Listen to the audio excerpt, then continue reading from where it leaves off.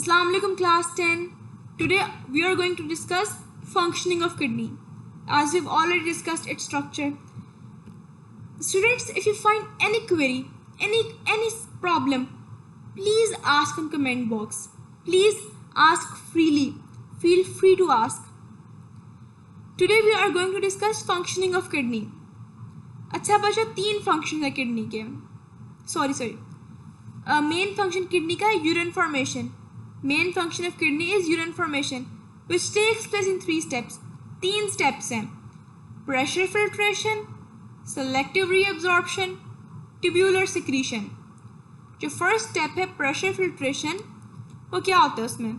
जब blood kidney में enter होता है रीनल आर्टरी के थ्रू तो काफ़ी आर्टीरियोल्स में जाते हैं और फिर ग्लोमेरुलस में जाते हैं.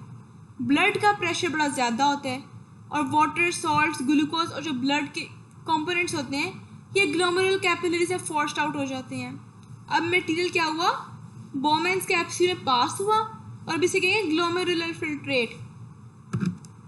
The first step is pressure filtration. When blood enters kidney via renal artery, it goes to many arterioles and then to glomerulus. The pressure of blood is very high and so most of water, salts, glucose and urea of blood is forced out of glomerular capillaries. This material passes into Bowman's capsule and is now called glomerular filtrate. अब second step बच्चों क्या था? Selective reabsorption. इसमें जो 99% glomerular filtrate है वो reabsorb होगा blood capillaries में. In this step, about 99% of glomerular filtrate is reabsorbed into blood capillaries surrounding renal tubule. Osmosis, diffusion और active transport बड़ा important role play करते हैं इस reabsorption में. It occurs through osmosis, diffusion and active transport. Some water and most of glucose is reabsorbed from proximal convoluted tubule. Here salts are reabsorbed by active transport and then water follows by osmosis. बच्चों, जो loop of Henley है ना उसके 2 limbs होते हैं, एक descending limb और एक असेंडिंग लिम्ब. जो डिसेंडिंग लिम्ब है वो क्या करता है? वाटर की रीअब्जॉर्प्शन करता है और असेंडिंग लिम्ब सॉल्ट्स की रीअब्जॉर्प्शन करता है. जो डिस्टल कॉन्वोल्यूटेड ट्यूब्यूल है वो क्या करता है? दोबारा वाटर की रीअब्जॉर्प्शन करता है ब्लड में. Descending limb of loop of Henle allows reabsorption of water, while ascending limb of loop of Henle allows reabsorption of salts. Distal convoluted tubule again allows reabsorption of water in blood. Third step is tubular secretion. बच्चों, पहला step था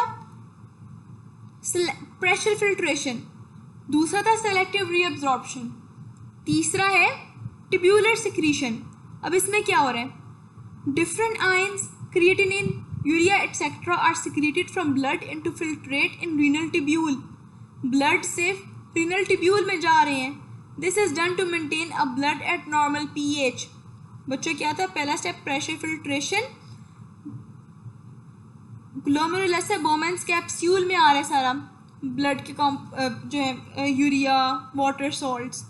फिर reabsorption होती है water, glucose की second step में, जिसे कहते हैं सेलेक्टिव रीअब्जॉर्प्शन, और फिर ट्यूबुलर सिक्रीशन होती है.